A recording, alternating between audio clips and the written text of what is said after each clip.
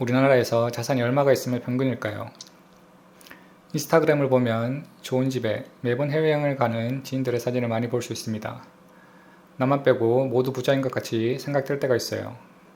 정말 부자들이 주변에 많은 걸까요?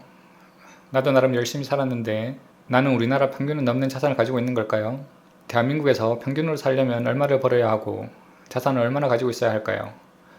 보여지는 것과 실제는 다를 수 있어요.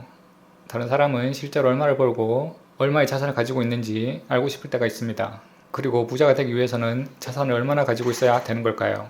이런 것들이 궁금하실 수 있어요. 오늘은 이런 것들에 대한 답을 알려드릴게요.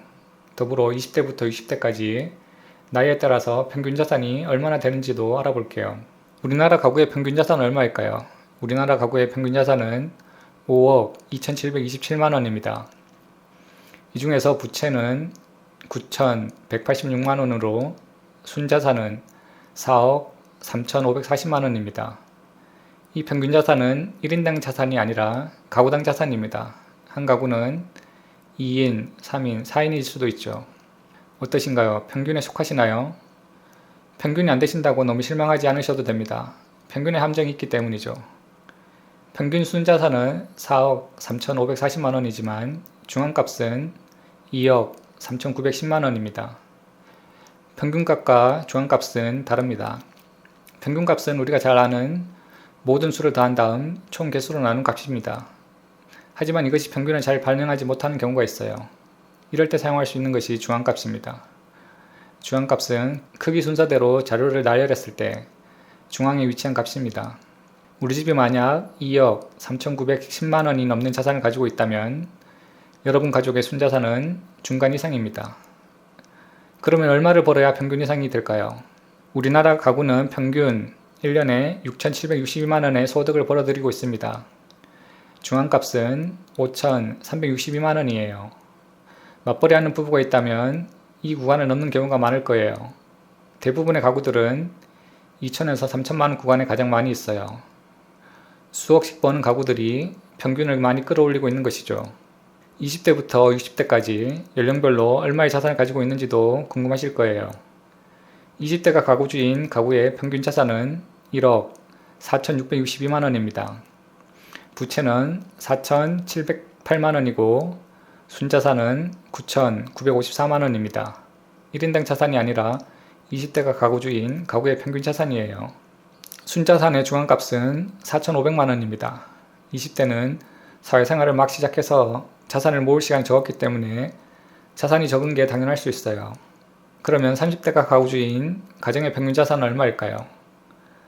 3억 8,617만 원입니다. 부채는 1억 1,317만 원이고요. 순자산은 2억 7,300만 원입니다.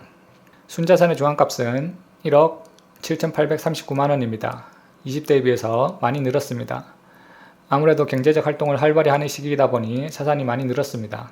40대가 가구주인 가정의 평균 자산은 5억 6,122만 원입니다.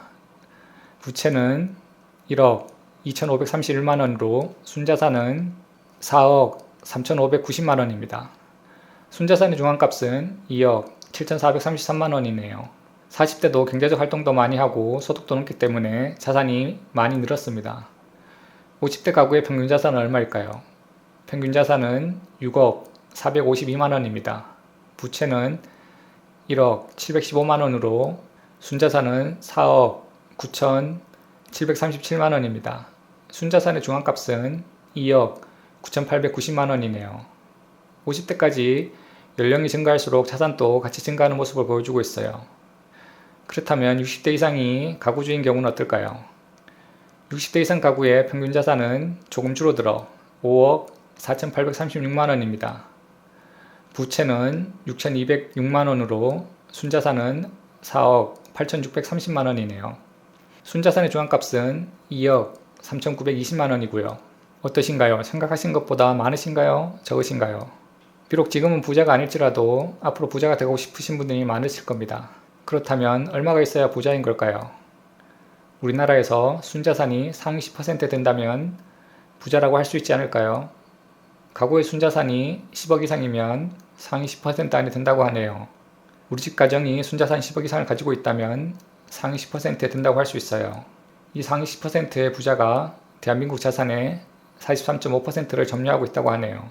반면에 순자산이 1억 미만인 가구가 30%나 됩니다.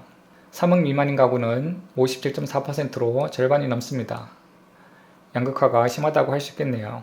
오늘 소개해드린 내용은 통계청에서 발행한 2023년 가계금융복지조사 결과를 토대로 작성했습니다. 자료가 필요하신 분은 설명란에 링크를 남겨드렸으니 참고해주세요. 그럼 오늘도 끝까지 시청해주셔서 감사합니다.